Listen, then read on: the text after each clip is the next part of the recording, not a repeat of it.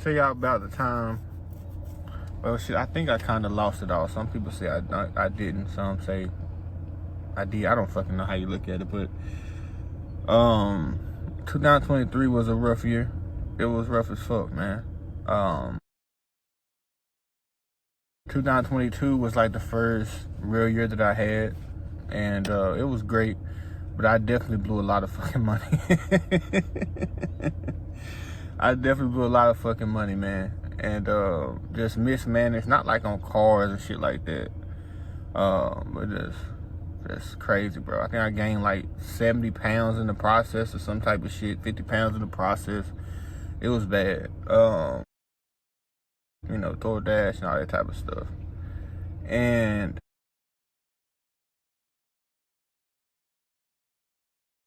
I want to say, I think it was that, I want to say it's that October, I want to say, of 2022. October 2022, I officially had a fresh slate. It was nothing on the credit report. Everything was paid off. It was a good time, man. We were just moving. It was our first time, you know, renting a house and stuff like that. And just to let y'all know, bro, just 'cause money does not make shit easier, dog. Like, I remember when I was applying for like just, you know, houses to rent, like once they seen that I was making like 20, 25, 30,000 a month, like they didn't think that shit was real. They was like, you make that much money and you want to live here? Most people go get a mansion. Like, and I'm thinking like, you know, the dude bullshit, you know, I'm laughing, and he was like, no, for like, why you want to live here, bro? Like, if you really made that type of money, why you want to come here? And I was like, God damn, what? Wait a minute, huh? But it was a little difficult, man. I remember one time we went to go look at a house or whatever, and there was this Asian lady, and it wasn't even nothing fancy. Like, it was in our apartment complex right behind, like the next street over, and I don't know what it was, bro, but she was definitely racially profiling a nigga, man. You know, looking like I can't afford the bill, hell. And that bill, I know for damn sure a nigga could afford. I think the rent there was only like, I think $1,800, $1,700. It wasn't a lot. But I don't know. I just had a couple issues with shit like that, man. But 2022, it was pretty good. 2023, it got hard. That October, that's when we moved, and I want to say that November, I wanted to start looking into actually scaling. I never really scaled ever. I never really tried. Like in 2022, it was just me, my VAs Ruth and May, and then Steven did dispositions for 30%. So like, they was on a single line dollar. Once I brought them two in, I didn't really call much. I talked to the people that wanted to sell, and that was pretty much it, bro. And I was thinking, okay, well, shit, if we can do that on this, you know what I'm saying? We can do this with the little shit we've been doing. If we really expand, we really gonna make something shape. Which is, in theory, that's how it works. In theory, always. But whenever we hit the gas, say, okay, we finna go. And then whenever you do that, you're gonna spend more money up front because you're going bigger. You know, bigger list, you know, more money skip tracing. You just working on the single line dollar. You know, it's not the same. God damn, man, you fucking my video up.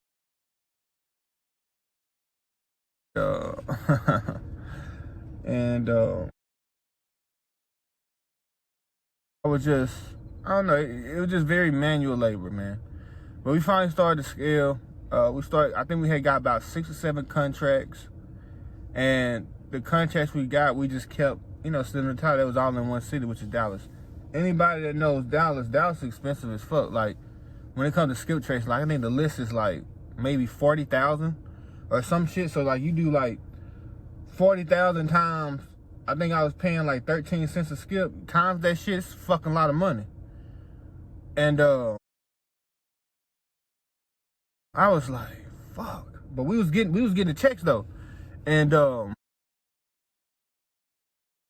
mean, not check, we were getting the contracts though. And I remember sending them over, and it was the first file that was finna close. We had this file that was finna close, and then we had another file that was finna back though. The file that we had that was finna close, which was scheduled to close first, I think it was on a Friday. It was on a Friday, and it was on a Friday. The sellers had signed that Friday, and they was told that they better get their check that Monday. Friday came. I know they texted me, everything good, and then Monday came. The seller hit me up. Was like, "Hey, what is going on? I ain't got paid and I answered the phone." So apparently, I don't know what, I forgot what happened, but somebody had went there and kind of find out that the title company got shut down. And those sellers that signed that Friday, they hired an attorney. And then, I don't know, they hired an attorney, or maybe they had one in the family. I don't know, but that motherfucker called nigga fast, bro. But he called me. He's like, "Hey, this is attorney such and such," and did his little, I guess, bar number. I don't know what the fuck. And he's like, "Hey man, I got my clients here saying that that you sold, that they supposed to sold you a house and they didn't get their check, and then the title company is closed down." And I was like, "Bro, I don't." And I was like, "Look, bro, like, I'm just wholesaling this shit, my guy. Like, I don't know, bro. Like, title company real. Like, I use them multiple times. You know what I'm saying?" And he said, "Well, I'm finna check into everything. I just wanted to touch bases with you first, so we can work this out, see if it's a misunderstanding or something." And I was like, "Nah, you gotta be my boy, because I don't know, dog. I'm not over that. You know what I'm saying? I'm just wholesaling it. The title company handles the paperwork. They handle the close. I don't know nothing else." So at this time, like, I'm trying to get in contact with the title company, but the title company that I use, the main chick that I knew out there, she had already left, so I wasn't really cool with nobody up there like that. So I ended up calling her, and I talked to her, and she was letting me know the spiel. She was like, "Yeah, you know, England, like, we done failed a lot of audits. I knew the time was coming. Like, that's the reason why I quit." And I said, "Damn, you got no warning, brother? You couldn't say, hey, if you getting fired here, the state gonna step in and close this bitch down, and you can't do shit." You should probably say that to somebody, you know what I'm saying? But she ended up giving me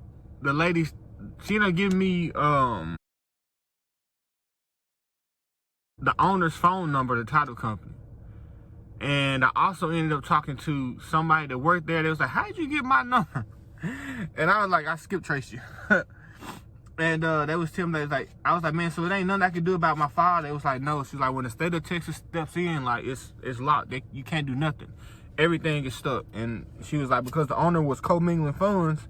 That's not found about commingling funds. She was like, when the owner was commingling funds, when that happens, the state stops everything, because they don't know if the money is, you know, the sellers, the title company, they don't know nothing no more. So everything stops.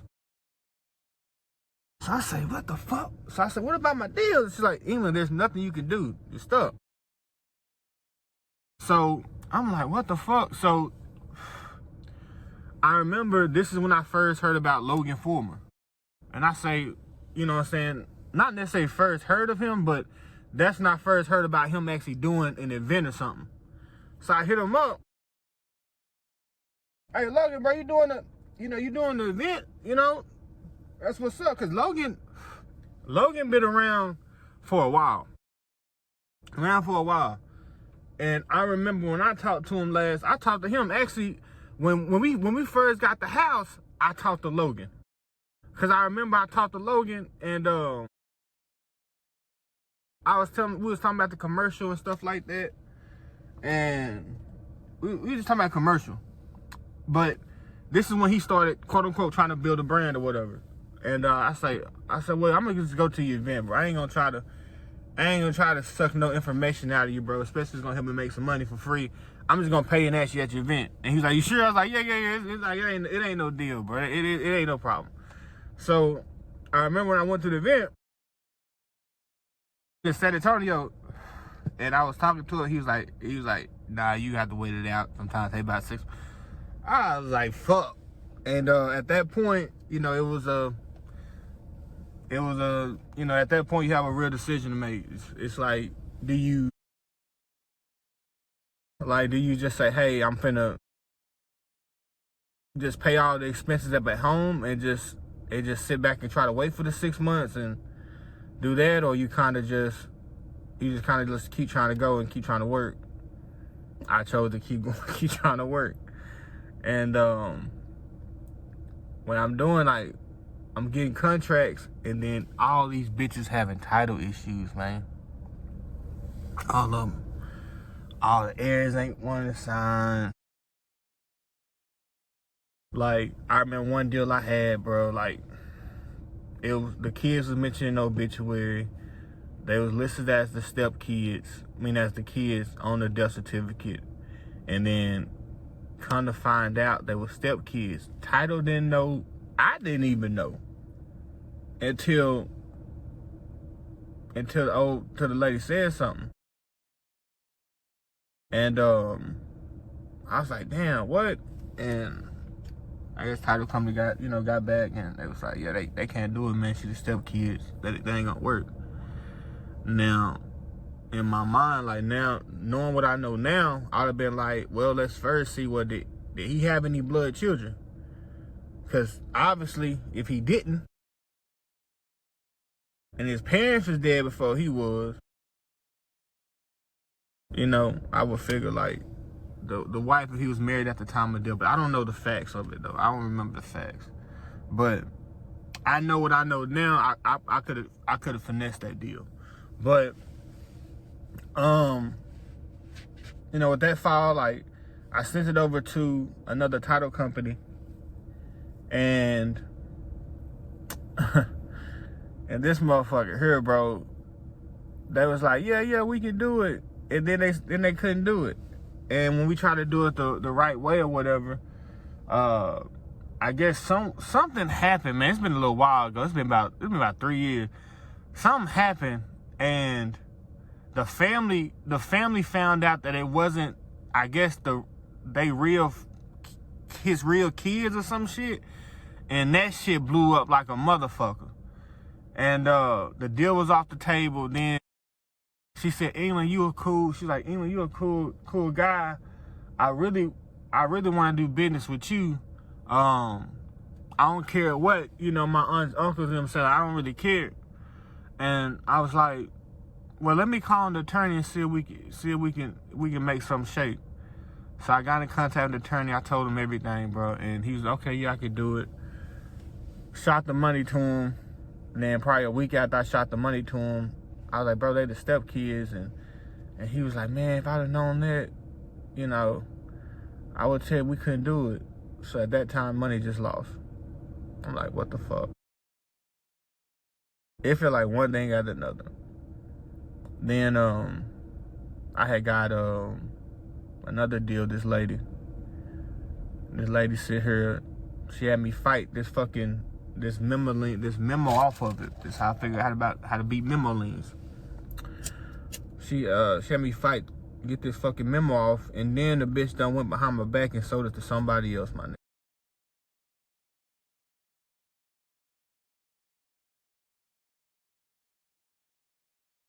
Boy.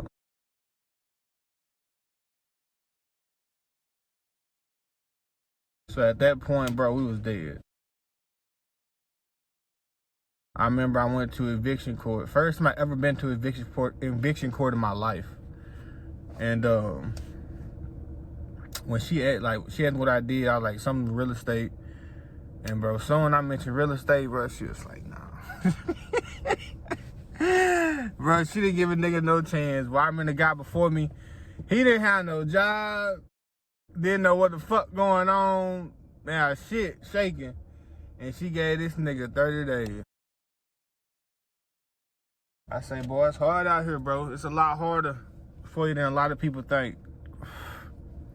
And I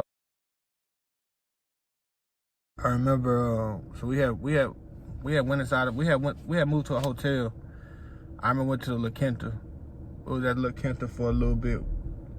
We was homeless, I guess, but we was homeless. We was at the Quinta. We had the suite there. Had that. We was there for, I think, shit. I don't know. Like, I think she said like we was there about 2 months or something. Me, I'm on go constantly. You know what I'm saying? My mind all over the place. So me, it felt like, like a month, if that. It didn't really seem long like that. Not like she said anyway. But, and, cause I mean, she's at the room, with the kids or whatever. And then I'm at the office, I'm working. Cause at one point I did have to work in the hotel. And then I was like, nah, this shit ain't gonna cut it. Like, I ain't gonna be able to do it like this. So that's when I ended up getting the office. And that's pretty much how I did that. And like, even to, bro, ball. It has been hell with that. And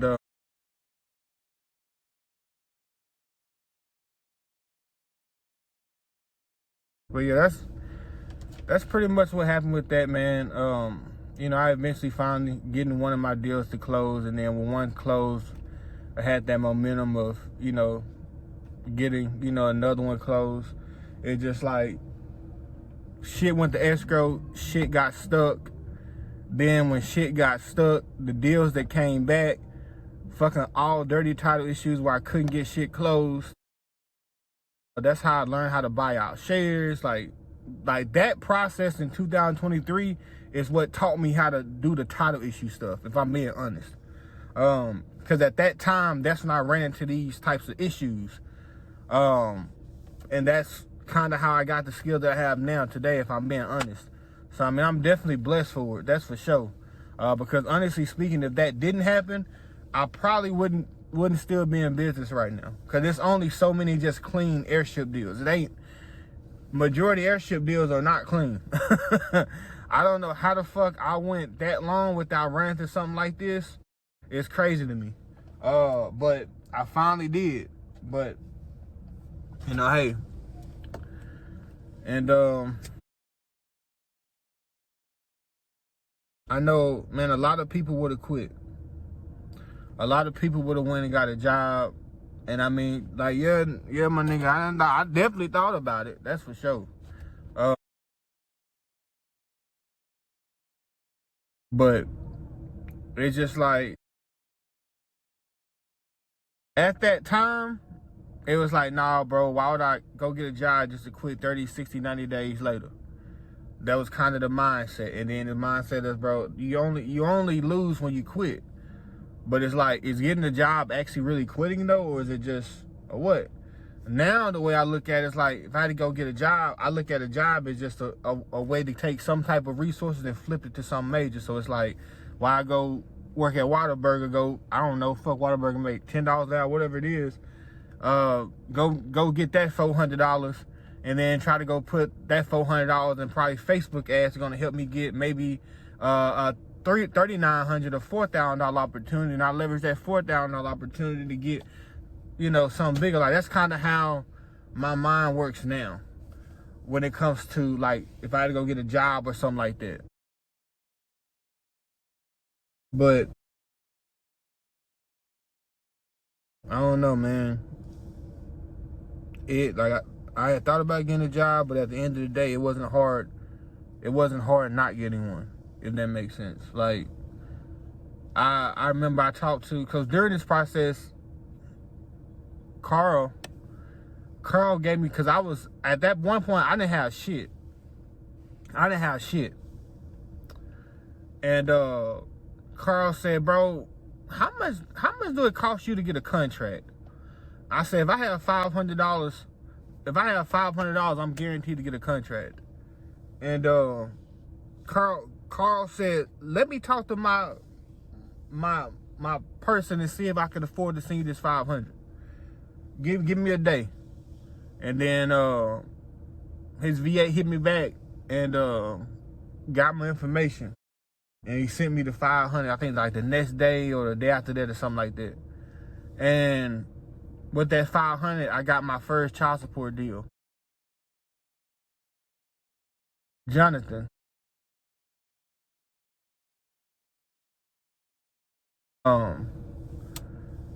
That with that deal, I had to think quick.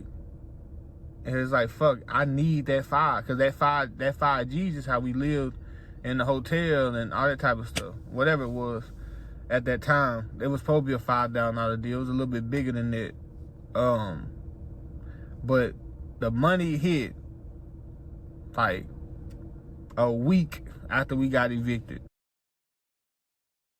If I would have got that motherfucker 7 days quick, I probably, I wouldn't.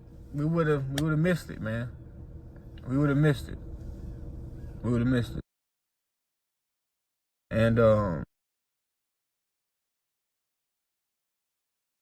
but I guess it was meant to be, man. Cause everything happened. That's why I say some people say I didn't lose it all, because most people that lose it all, they homeless, they on the street or something like that. Got no car. They lose it all. Like us, it wasn't like that. Like we stayed in the hotel, but also we stayed in a nice hotel with fresh, hot breakfast every fucking morning. And then we had the suite, where we got the king size bed, and then we got our own bedroom. We open the door, the kids stuff is, they're right there. Going to the corral eating, it ain't really the same. That's why I kind of say, well, maybe my money was just delayed and I wasn't used to having money being delayed like that. That could be it too. I don't know. But at the time it felt like, I lost it all, bro. Because I didn't have to live like that. Like normally, you'll hit a period where you're going through the living deal to deal life. So like, damn, I need this motherfucking check to close next week, close on time, damn it, then boom, Friday hit close, bam, it's back on. Kind of like somebody at a job. And